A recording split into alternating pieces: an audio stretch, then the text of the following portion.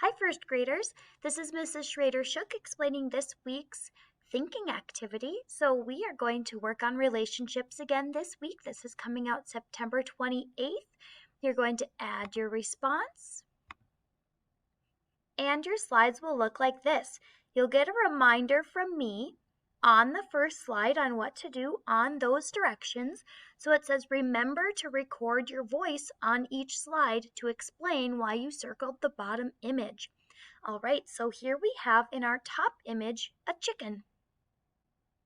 One of these objects on the bottom, the envelope, the chick, and the toothbrush and toothpaste, one of those objects has a relationship with the chicken.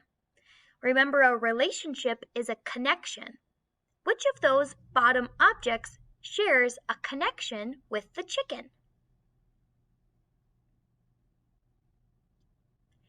If I think it's the chick, first I use my pen and I would circle the chick. Then I would go to my mic. I will click my mic and it'll count down 3, 2, 1. And then you'll explain, if you circled the chick, what kind of connection does a chick have with a chicken?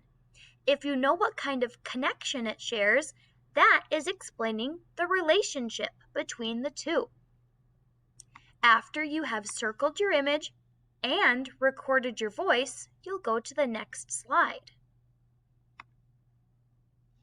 Here we have a birthday cake. Out of the 3 objects on the bottom, the hat, the bathtub, and the snake, which of those has a relationship with the birthday cake or a connection with that birthday cake?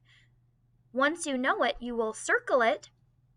Then remember, click the record. It'll count down 3, 2, 1, and you will need to explain how your object that you circled has a relationship or a connection with that birthday cake. So for example, I might say the hat has a connection with the cake because they are both at a birthday party. You share your connection.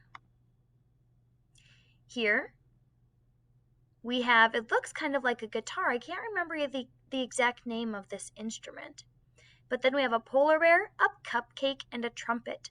Which of those have a connection with this instrument? Then you go to the acorn. Now, each of these slides, you'll make a recording.